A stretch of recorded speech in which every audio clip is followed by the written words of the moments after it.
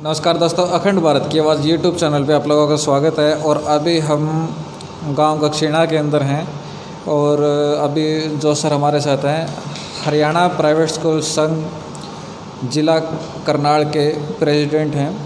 तो अभी सर से बात कर लेते हैं। सर की कुछ अपनी नहीं पूरे प्राइवेट स्कूल संघ की समस्याएं हैं, तो उसके बारे में सर से बात कर लेते हैं। सर नमस्कार। नमस्कार सर। कैसे हो सर? मैं बहुत बढ़िया सर, आप बताइए। बढ़िया सर। सर क्या कुछ समस्याएं हैं जो पूरी आपके प्राइवेट स्कूल एसोसिएशन है इसको लेके क्या कुछ समस्याएं फेस कर रहे हैं आप? लॉकडाउन की वजह से देखिए समस्याएं तो हर किसी फील्ड को आ रही हैं। सबसे ज़्यादा समस्याएं हमें स्कूलों को सबसे ज़्यादा समस्याओं को फेस करना इस समय पड़ रहा है और ग्रामीण क्षेत्र के जो स्कूल हैं उन्हें बहुत ज़्यादा समस्याओं का सामना करना पड़ रहा है। सबसे पहली बात, ग्रामीण जो क्षेत्र के पेरेंट्स हैं वो इतने पढ़े लिखे नहीं है कि जो व्हाट्सएप वगैरह के द्वारा हम काम भेज रहे हैं उनको वो प्रॉपरली करवा पाए। हम जैसे काम भेज रहे हैं लेकिन कुछ बच्चे रिस्पॉन्स नहीं कर पा रहे हैं। रीज़न क्या है कि उनके पेरेंट्स इतने एजुकेटेड नहीं है। कुछ लोगों के पास तो व्हाट्सएप वगैरह के फ़ोन भी नहीं है इस वक्त। सबसे पहली समस्या तो ये है कि बच्चों की जो पढ़ाई है वो इस टाइम बहुत ज़्यादा प्रभावित हो रही है, क्योंकि जो ऑपरेट करने का जो सिस्टम हमने बनाया है व्हाट्सएप ग्रुप्स बनाकर काम भेजने का, टीचर बहुत मेहनत कर रहे हैं, वीडियो बना रहे हैं, रिकॉर्डिंग कर रहे हैं, बट फिर भी रिज़ल्ट जो आना चाहिए वो नहीं आ पाएगा। सबसे पहली समस्या ये है। दूसरी समस्या है, अभी हमें कोई भी काम करने की इजाज़त नहीं है। घर से ही हम सारा काम अपना कर सकते हैं, जबकि सारा सेटअप हमारा घर पे नहीं आ सकता।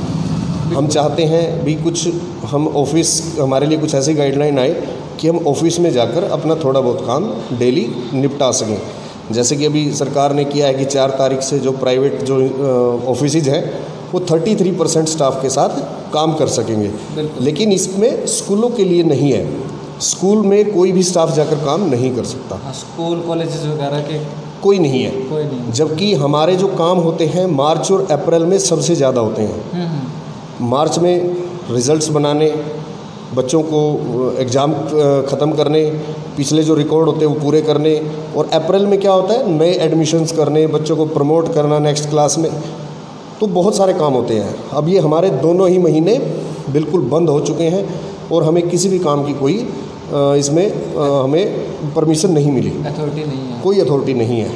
जबकि आप अखबार में भी देख चुके होंगे पिछले कई दिनों से कि गवर्नमेंट स्कूल्स के जो टीचर हैं वो घर घर जाकर तो बच्चों के एडमिशन फॉर्म भर के लेके आ रहे हैं, स्कूल में भी ऑपरेट कर रहे हैं बैठकर।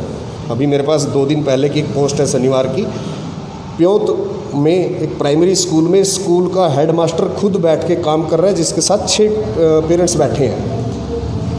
तो सरकार से हम यही कहते हैं कि अगर आप लोग काम करने दे रहे हैं सरकारी स्कूलों को तो हमें भी काम करने दिया जाए। हम नहीं कह रहे कि हम स्कूल खोलेंगे, हम स्टाफ को बुलाकर, आधे स्टाफ को एक दिन बुलाए, आधे को एक दिन, या 33% का जो आपने प्राइवेट ऑफिसेज को जो अथॉरिटी दी है वो हमें भी मिल जाए।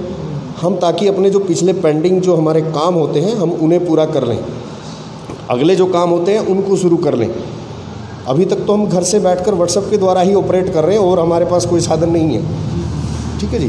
तो ये दूसरी समस्या है कि प्राइवेट स्कूलों के साथ सरकार दोगला व्यवहार कर रही है कि सरकारी स्कूल अपना काम कर रहे हैं, ऑफिस में जाकर भी कर रहे हैं, वो लोगों के पास जाकर कन्विंसिंग भी कर रहे हैं, नए एडमिशन्स भी कर रहे हैं, लेकिन प्राइवेट स्कूल का कोई टीचर अगर कहीं पर दिख जाता है तो उसके ऊपर तुरंत कार्रवाई कर दी जाती है। जैसे कोई केस मिला अभी तक प्राइवेट स्कूल का? हाँ जी, अभी करनाल का है, 3 दिन पहले का ही मामला है, 3-4 दिन पहले का।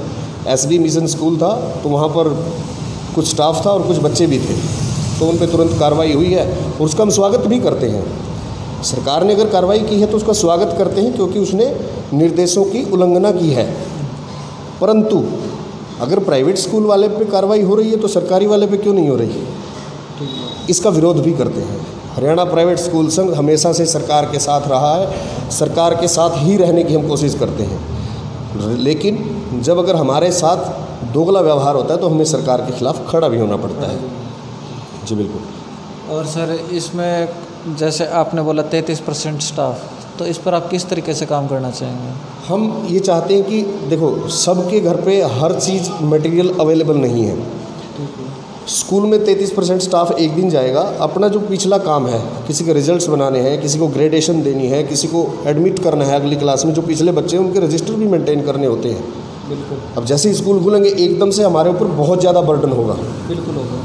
बच्चे बिल्कुल पिछड़ चुके हैं अपने काम में, क्योंकि आप खुद देख सकते हो, मेरे बच्चे, मैं खुद 2 बच्चों का पिता भी हूँ और साथ में एक स्कूल का प्रिंसिपल भी हूँ। तो अगर बच्चों को 10 दिन फ्री छोड़ दिया जाए तो वो किस लेवल पे चले जाते हैं। और अभी बच्चों को 1.5 महीना हो चुका है, 23, 24 अप्रैल 15, 16 मार्च से बिल्कुल घर पे बैठे हैं बच्चे। तो कितना काम करेंगे और कितना कर सकते हैं जब तक उनको हम प्रॉपर गाइडेंस नहीं देंगे, प्रॉपर काम नहीं देंगे, जब तक ब्लैक बोर्ड पे काम नहीं होता बच्चे की समझ में नहीं आता। तो हम ये चाहते हैं सरकार जिस तरह से, अब एक चीज़ मुझे भी थोड़ा सा इस पर मैं एक्सप्लेन करूँगा। आपने बाज़ार खोल दिए सारे, इंडस्ट्री भी खोल दी, बाज़ार खोल दिए, सुबह 8 से 2 बजे तक बाज़ार की सभी दुकानें खुली रहेंगी, तो क्या वहाँ भीड़ नहीं होगी? बिल्कुल। मंडियाँ खुली हुई हैं, तो क्या वहाँ भीड़ नहीं होती? हम सरकार के लॉकडाउन का पूर्ण रूप से समर्थन करते हैं कि पूर्ण रूप से बंद हो जाए सब कुछ, लेकिन पूर्ण रूप से कीजिए उसको। आप क्या सोचते हैं केवल स्कूलों को बंद करके हम सारे कुछ सिस्टम को हम ठीक कर सकते हैं? नहीं कर सकते। हमें अगर देश को बचाना है तो स्कूल उनके साथ खड़े हैं। आप लोग सख्ती से लागू कीजिए हर चीज़ को, हम आपके साथ खड़े हैं। लेकिन ये स्कूलों के साथ, कॉलेजों के साथ ही दोगला व्यवहार क्यों भाई? बाकी इंडस्ट्री भी खोल दी, इंडस्ट्री में आप जितनी भी फैक्ट्रियां हैं उनको 33% स्टाफ के साथ काम करने की इजाज़त दे दी, तो स्कूलों को ही क्यों छोड़ रखा है? स्कूलों में तो आप देखिए बिल्डिंग्स इतनी बड़ी बड़ी हैं, सोशल डिस्टेंसिंग का पालन भी हो सकता है। अब लेकिन पता नहीं सरकार क्यों नहीं समझ रही कि अगर इंडस्ट्री, या तो फिर सब चीज़ को बंद कर दिया जाए। एक सर मुझे ये चीज़ पूछनी है, क्योंकि ये चीज़ें मुझे कई बार और काफ़ी पेरेंट्स से भी आई हैं चीज़ें निकल के, कि जैसे अभी 17 मई तक का लॉकडाउन, 17 मई को जैसे ही लॉकडाउन ओपन होगा, क्या अब की बार गर्मियों की छुट्टियां नहीं होंगी? ऐसा कुछ आप लोगों ने कुछ विचार किया हो या कुछ प्लानिंग हो, जैसे आप इस टाइम पे प्रेसिडेंट हैं पूरे डिस्ट्रिक्ट के? जो हमें लग रहा है अभी तक, जहाँ तक मेरा विचार है, जुलाई तक स्कूल नहीं खुलेंगे। जुलाई में जाकर स्कूल खुलेंगे अगर सिचुएशन कंट्रोल में आती दिखी तो, अदरवाइज़ ये आगे भी चलेगा। इसमें जून की छुट्टियों का उसका तो कोई मामला रह ही नहीं जाता। जून तो पूरा है ही, आप समझिए मई के एंड तक वैसे ही जाना है। 17 मई तो हो ही गया, 20-21 से वैसे ही छुट्टियां पड़नी शुरू हो जाती थी स्कूलों में। जून गर्मी है, छुट्टियों को इसी में काउंट किया जाएगा। जून की छुट्टियों से पहले लॉकडाउन खुलने का मतलब ही नहीं है, जुलाई से पहले तो छुट्टियाँ इसी के अंदर ही हैं सब कुछ। एक सर मेरा आपसे जनरल ओपिनियन है इसमें, मैं आपको स्कूल और प्राइवेट स्कूल एसोसिएशन के जो आप प्रधान हैं, जिला प्रधान, उससे मैं वो चीज़ें नहीं अटैच करना चाह रहा जी। तो एक इसमें जैसे अभी हाल ही में जैसे अभी ठेकों को लेकर बात आई है और कुछ चीज़ों में महंगाई बढ़ाई गई है, इस पर क्या कुछ कहना होगा आपका? देखिए, मैं एक स्कूल का प्रिंसिपल, एक यूनियन का डिस्ट्रिक्ट प्रेसिडेंट होने के साथ साथ एक आम नागरिक भी हूँ, और मेरा ये नैतिक फ़र्ज बनता है कि अगर कोई चीज़ गलत हो रही है तो मैं उसका विरोध करूँ। मार्च में लॉकडाउन हो गया, सबके काम बंद हो गए। फसलें अब की बार इस तरह से हैं कि मतलब मौसम की मार इतनी बुरी पड़ी है कि फसलें भी जिस तरह से होनी चाहिए थी वो नहीं हुई हैं। कल भी बारिश आई है सर, डेली चल रही है। आप देखिए, परसों भी बारिश थी हमारे गांव में, 2 दिन 3 दिन पहले भी बारिश थी, यानी हर रोज़ बारिश हो रही है। ऊपर से ओले भी पड़े हैं। कहने का मतलब ये है कि आप किसी भी सेक्टर में चले जाइए, आपको वो आउटपुट नहीं है जो होना चाहिए। लेकिन सरकार क्या कर रही है? सरकार महंगाई बढ़ा दी, सरकार ने बसों के किराए बढ़ा दिए। कुछ लोग कह रहे हैं कि बसें चलेंगी नहीं तो किराए का देना, लेकिन जब चलेंगी वो तुरंत प्रभाव से लागू होगा। बिल्कुल। जिस व्यक्ति को वोल्वो बस में, मान लो, चलो अमीर लोग जाते हैं वोल्वो में, मैं नहीं कहता कि भी मैं वोल्वो में चलता हूँ, लेकिन जो वोल्वो में जाने वाला 1-1.5 रुपया प्रति किलोमीटर के हिसाब से उसमें बढ़ोतरी हो गई है। जिसको दिल्ली से चंडीगढ़ जाना हो वोल्वो से, मेरे ख्याल से लगभग 400 किलोमीटर तो पड़ ही जाता है। जो पहले किराया था उसमें 400 रुपये और ऐड कर लीजिए। नॉर्मल बस का भी शायद 15 से 20 पैसे कुछ ऐसा प्रति किलोमीटर वो भी बढ़ा दिया है। तो जिसको 100 किलोमीटर जाना है 1.5 रुपया उसका बढ़ गया, बिल्कुल 1.5 रुपया बढ़ गया। जिसको 500-700 किलोमीटर जाना है, अब डेली जिसको जाना है उसकी जेब के खर्च को आप देख लीजिए। दूसरा, डीजल पेट्रोल वैश्विक स्तर पर जिस लेवल पर अब है इतना डाउन कभी नहीं आया वैश्विक स्तर पर। और वैश्विक स्तर पर इतना डाउन होने के बावजूद हम आज डीजल पेट्रोल में 1.5 रुपये की बढ़ोतरी कर रहे हैं। 1.5 रुपये की, हाँ जी, डीजल पेट्रोल में 1.5 रुपये की बढ़ोतरी का मतलब महंगाई आप स्वयं उसको महसूस कर सकते हो कि हम किस लेवल पर आज सरकारें हमारे लिए कितना कर रही हैं, क्या कर रही हैं। मेडिकल फैसिलिटीज़ हमारे पास नहीं है उच्च स्तर की, महंगाई की मार ऊपर से लोगों पर डाल रहे हैं। तो कहाँ पर हम क्या करें, इसको जस्टिफाई ही नहीं कर सकते। 2 महीने पहले हमारी हरियाणा सरकार ने जितने भी मंत्री हैं सबको फॉर्च्यूनर गाड़ियाँ गिफ्ट की हैं, ये शायद आपने भी पढ़ा होगा। 2 से 2.5 करोड़ की गाड़ी अकेले हमारे खट्टर साहब ने लिया। ठीक है जी, चीफ मिनिस्टर हैं, उनको लेनी चाहिए, लेकिन हमारे पास खजाना नहीं है। समस्या पड़ गई, 5 रुपये प्रति स्टूडेंट मांग रहे हैं लोगों से। एक छोटी सी एक महामारी आ गई, छोटी नहीं बड़ी है, छोटी कहना गलत है, बहुत बड़ी महामारी है, लेकिन पहले ही स्टेप पे सरकार ने हाथ फैला लिए। आप लोग कहाँ जाता है इतना रेवेन्यू, इतना टैक्स कहाँ जाता है, इन चीज़ों पे खर्च करना बंद कीजिए ना सरकार। एक लोगों को इनपुट आई थी कि अभी थोड़ी देर पहले एक इनपुट आई है कि सांसद के भत्ते बढ़ चुके हैं, तो बढ़ गए, तो इस पे क्या कुछ कहना चाहेंगे? मैं वही तो कह रहा हूँ, सरकार अपने नुमाइंदे सांसद विधायक जो हैं उनसे कुछ नहीं काट रही। 1 महीने की 2 महीने की सैलरी काट ली, वो उनके जो वो काटे थे सरकार ने भी, वेतन शायद वेतन था वो कुछ ऐसा दिया था इन्होंने शुरू में, भाई उनकी जो कुछ उनसे पैसे काटे जाएंगे 2-3 महीने के, उनके 2 साल के पैसे काट लीजिए आप।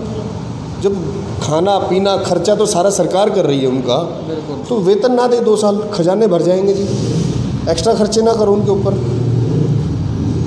तो सरकार क्या है, अपने ही लोगों को पालने में लगी हुई है, जैसे जनता के ऊपर कोई ध्यान नहीं है सरकार का। जैसे अभी एक लीगल एडवाइजरी आई थी कि जो हरियाणा सिलेक्शन जो हमारे वो बोर्ड है जी, वो अभी आगे 1 साल तक कोई भी भर्तियां नहीं करेंगे और महंगाई भत्ता भी रोक दिया गया है। तो इस पर क्या कुछ कहना चाहेंगे? कर्मचारी जो दिन रात मेहनत करता है उसका महंगाई भत्ता काट लिया, ठीक है जी। कर्मचारी जो दिन रात काम करता है, किसी की दिन की ड्यूटी है, किसी की रात की ड्यूटी है। सांसद विधायक जो पूरा साल ऐश करते हैं, 5 साल राजा की ज़िंदगी जीते हैं, उनको क्यों नहीं काट रहे? वेतन काटिए ना उनका। तो सर महंगाई तो रोक नहीं सकते ना, महंगाई भत्ता तो रोक दिया, महंगाई भी रोक के दिखा तो दो। महंगाई नहीं रोकी, ऊपर से महंगाई कर दी, ऊपर से कर्मचारी का महंगाई भत्ता काट लिया। तो क्या सरकारें अपने आप को इसमें सफल मान सकती हैं? जी नहीं, ये बिल्कुल विफलता है सरकारों की। महंगाई को रोक नहीं रहे हैं, महंगाई भत्ते को काट लिया। अरे महंगाई भत्ता काटना है, आप सरकार उनकी गाड़ियाँ खड़ी करवा दीजिए विधायकों की, सरकारी गाड़ियों में चलने दीजिए। एक गाड़ी में 10-10 विधायकों को भेजिए आप सदन में, उनको फॉर्च्यूनर दे रहे हो आप, इधर जनता के ऊपर आप लट चला रहे हो महंगाई का।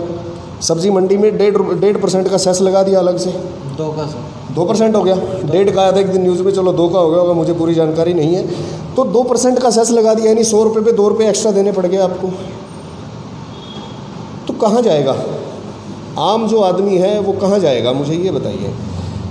अभी तो पता नहीं कितने दिन ये महंगा, ये जो पेंडेमिक है, महामारी है, वो चलने वाली है, लेकिन इसमें सबसे ज़्यादा जो पिसने वाला है वो आम आदमी है। अभी सर कल या परसों शाम को ई एजेंडा आज तक पे आया हुआ था और वहाँ पर खट्टर जी ने और पत्रकार हैं रोहित सरदाना जी, उनके साथ वो लाइव थे।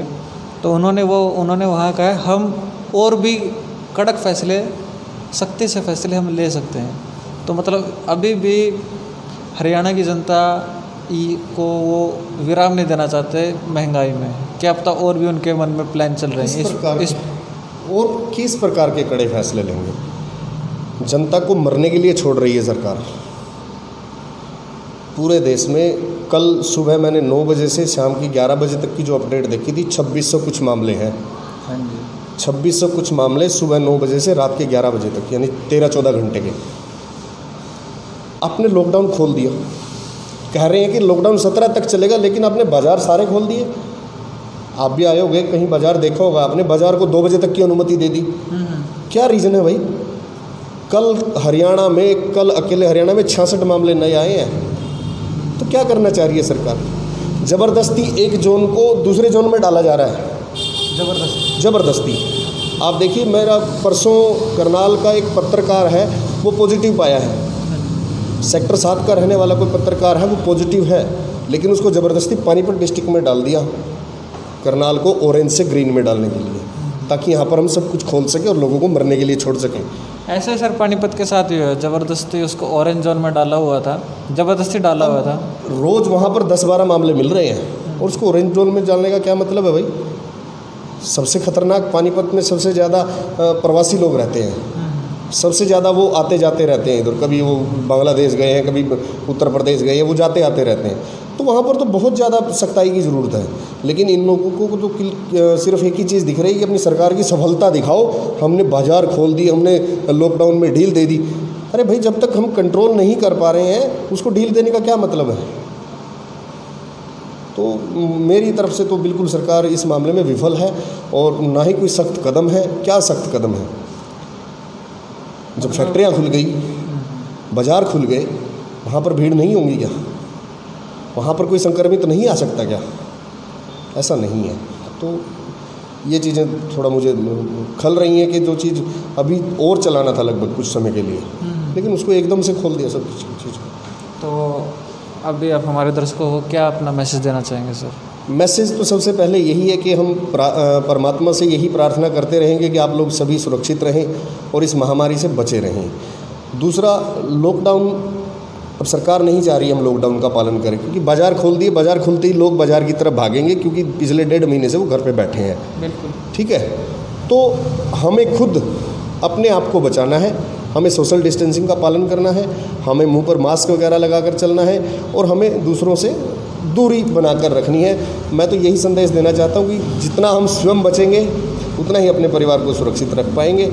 अगर हम स्वयं ही पालन नहीं करेंगे तो हमारा परिवार बहुत जल्द ही इस महामारी का शिकार हो सकता है। तो हमें सरकार के नियमों का पालन भी करना चाहिए, लेकिन सरकार जिस तरह के नियम अब ढील दे रही है, हमें उनसे थोड़ा सा बचना चाहिए। अपने परिवार को बचाने के लिए हमें स्वयं को आगे आना पड़ेगा, स्वयं ही हमें अपनी सुरक्षा करनी होगी। एक सर, अभी आपने थोड़ी देर पहले एक बात बोली थी, मार्च और अप्रैल में आपका ज़्यादातर काम होता है, तो इसी बीच में स्कूल में फंडिंग वगैरह, जैसे स्कूल जिस चीज़ से चलता है, क्योंकि सारी चीज़ें घुमा के देखे जाएं तो आखिर में हर आदमी पैसे के लिए ही काम करता है, और हम इसमें उसको स्वार्थी भी नहीं कह सकते, क्योंकि जीवन निर्वाह करने के लिए पैसे की ही ज़रूरत है। तो इस पर जैसे अभी फ़ीस वगैरह के बारे में आप क्या कुछ कहना चाहेंगे? जैसे अभी बच्चों की फ़ीस पेंडिंग होंगी बहुत ज़्यादा, तो इस पर, और ये एक स्कूल की समस्या नहीं है, ये सभी स्कूलों की समस्याएं हैं, सभी स्कूलों। तो आप जैसे मौके के प्रेसिडेंट हैं जी, तो आपके पास काफ़ी स्कूलों से ये बातें आती हुई, हर रोज़ बातें होती रहती हैं ग्रुप्स में कि जी हमें फ़ीस के लिए क्या करना चाहिए। हाँ, तो इस पर आप लोगों ने क्या कुछ सोचा है? किस तरीके से आप इस चीज़ का प्रॉब्लम का सोल्यूशन करो? सरकार की गाइडलाइन है, सरकार ने ये बोला है कि आप लोग ना तो एडमिशन फ़ीस ले सकते, ना ही आप एनुअल चार्जेस ले सकते, ना ही आप बिल्डिंग फंड ले सकते। आप 1-1 महीने की करके फ़ीस अभी ले सकते हैं लॉकडाउन के दौरान, और वो भी कोई कंपल्सरी नहीं है शायद। वो भी हम किसी पर दबाव नहीं दे सकते। जो लोग सक्षम हैं, हमें सिर्फ संदेश भेजना है, जो लोग सक्षम हैं वो जमा करा सकते हैं, लेकिन हम किसी पर प्रेशर नहीं बना सकते। देखिए, आपने कहा कि फंडिंग का जो मामला है, फंडिंग का मामला ये है, ग्रामीण जो क्षेत्र के स्कूल हैं, अप्रैल में ही कुछ उनके पास, मतलब जो ग्रामीण क्षेत्र है उनकी जो फ़ीसें हैं वो शेड्यूल के हिसाब से आती हैं, 3-3 महीने में, 4-4 महीने में, जब फसल होती है 6 महीने में तब आती हैं। तो अभी फसल का टाइम था, स्कूल बंद है, जो फंडिंग अप्रैल में या मई में होनी थी वो बंद है, वो नहीं होगी। यानी आने वाले समय में स्कूलों को बहुत बड़ी समस्या का सामना करना है। अभी 2 महीने के लिए तो सरकार ने बैंकों को ये बोल दिया कि भाई गाइडलाइन दे दी, मॉरेटोरियम दे दिया गया है हमारी जो EMIs है उन पर, तो 2 महीने तो काम चल जाएगा। लेकिन आने वाले समय में लॉकडाउन बढ़ता है तो फंडिंग की सबसे ज़्यादा समस्या रहेगी। बिना फंडिंग के काम नहीं चलेगा और ना ही ये जीवित रह सकते स्कूल। तो सबसे बड़ी समस्या इस समय हमें फ़ंड की पड़ रही है। सर जैसे कि अभी आपने बोला EMI पे रोकथाम लगा दी है, लेकिन मुझे कहीं से ये इनपुट आया था अभी जो EMI पे जो रोकथाम लगाई है इस पर रेट ऑफ इंटरेस्ट बहुत ज़्यादा लगाया है, ये तो इस पर क्या कुछ करना चाहिए? ये सच्चाई है कि जो मोरेटोरियम दिया है बैंक उस पर इंटरेस्ट लेगा। इस जो EMI को आज हमें देनी थी वो लास्ट में जाएगी और लास्ट तक का उस पर इंटरेस्ट भी अप्लाई होगा। आज से जब तक बिल्कुल ये इंटरेस्ट में, हाँ बिल्कुल ये इंटरेस्ट में जाएगी, आपको विद इंटरेस्ट देना पड़ेगा इसको। लेकिन मजबूरी है, अभी हमारे पास पैसा नहीं है तो हम कहाँ से भरेंगे। कुछ लोगों के मन में भ्रम ही पैदा हो गया। अभी सरकार ने बोला 3 महीने फ़ीस नहीं लेनी है, पहले बोला स्टार्टिंग में कि हम जब तक लॉकडाउन रहेगा फ़ीस नहीं लेनी। तो लोगों के मन में एक बुरी धारणा बन गई कि 3 महीने की फ़ीस लेनी ही नहीं है। ये हमारे पास रोज़ फ़ोन आते हैं पेरेंट्स के कि जी सुना है 3 महीने की फ़ीस माफ़ कर दी है, 3 महीने की फ़ीस माफ़ करती है। ऐसा कुछ नहीं है। हाई कोर्ट ने भी गाइडलाइन दे दी है कि अगर स्कूल फ़ीस माफ़ कर देंगे तो स्टाफ की सैलरी कहाँ से देंगे। सरकार की तरफ से स्कूल की फ़ीस माफ़ करने का कोई अभी तक कोई प्रावधान नहीं है, ना किसी स्कूल की फ़ीस माफ़ की है।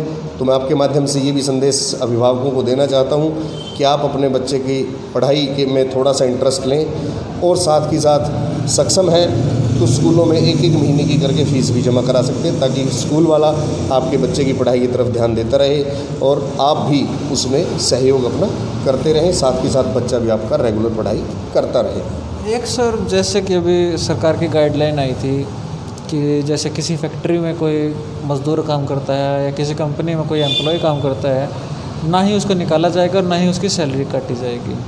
तो इनकम ऑफ सोर्स तो सर किसी भी बिज़नेस की नहीं है इस टाइम पे, तो वो कहाँ से लाइबल होगा उस बंदे को, एम्प्लॉय को सैलरी प्रोवाइड करा दे उसको। मैं वही तो बात आपको बार बार कह रहा हूँ कि सरकार नियम तो बना देती है, लेकिन नियम पालन करने के लिए क्या हमारे पास इंफ्रास्ट्रक्चर है पूरा, वो नहीं देखती। सरकार ने महंगाई बढ़ाई, मैं एक उदाहरण देके चलता हूँ। सरकार ने महंगाई बढ़ाई, लेकिन क्या हमने देखा कि हमारे लोगों के पास पैसा है उस महंगाई को बियर करने के लिए, सहन करने के लिए?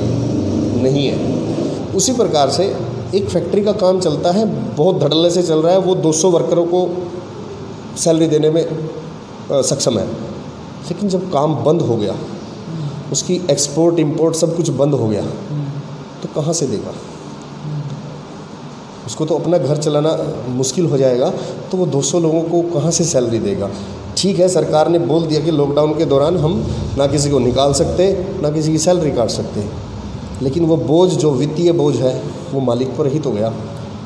और मान लो सरकार ने, ठीक है, उनको गाइडलाइन दे दी है, वो पालन भी कर रहे हैं, लेकिन जब काम ही बिल्कुल बंद हो गया है तो कहाँ से वो अपना परिवार भी नहीं पाल सकता वो। और जैसे कि सर थोड़ा सा हम रिसर्च कर रहे थे हमारी टीम, तो उस पर ये चीज़ें निकल के आई, जैसे ही लॉकडाउन बंद होगा और सुचारू रूप से बाज़ार सारी चीज़ें चलेंगी तो बेरोज़गारी बहुत बड़े लेवल पर होगी, बहुत बड़े लेवल। तो इस पर क्या कुछ कहना हो? बेरोज़गारी तो देखिए अब वही बात आ रही है फैक्ट्रियों की, जैसे कि हमने बात की, जिस मालिक के पास 200 कर्मचारी हैं, लॉकडाउन के दौरान वो उनको नहीं निकाल सकता, लॉकडाउन ख़त्म होते ही वो उनको निकाल देगा। फिर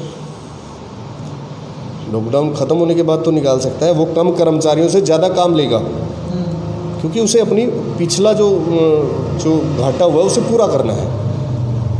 तो ये तो सरकार उनको कुछ वित्तीय सहायता इस प्रकार की दे कि भाई आप इनका पेट पाल रहे हो तो हम 20% 30% कुछ सरकार अपनी तरफ से योगदान दे।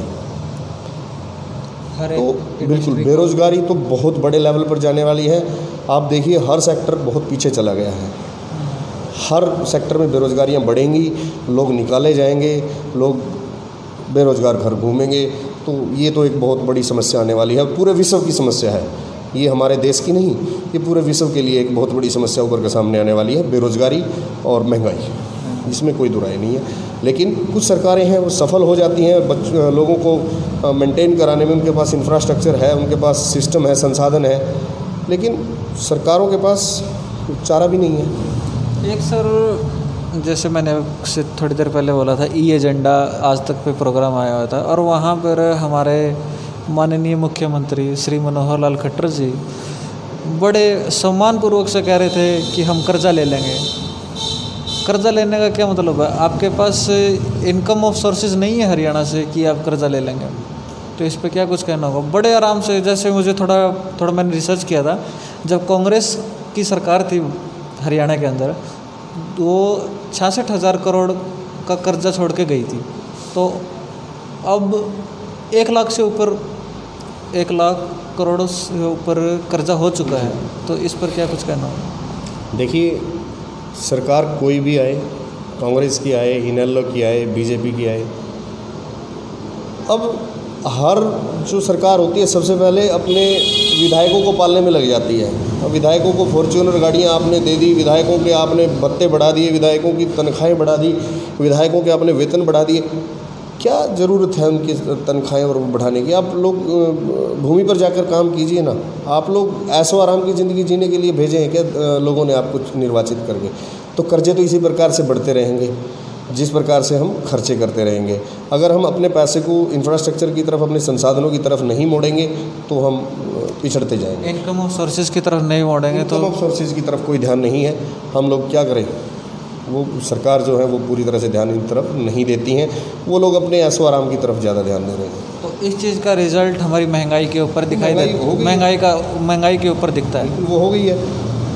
अब आप लोग किसी भी विकसित देश में चले जाइए, वहाँ पर जब भी कोई महामारी आती है या जब भी कोई बुरी जो मान लो कोई बड़े लेवल पर कोई घटना होती है, तो वहाँ पर महंगाई बढ़ाने की बजाय घटाई दी जाती है।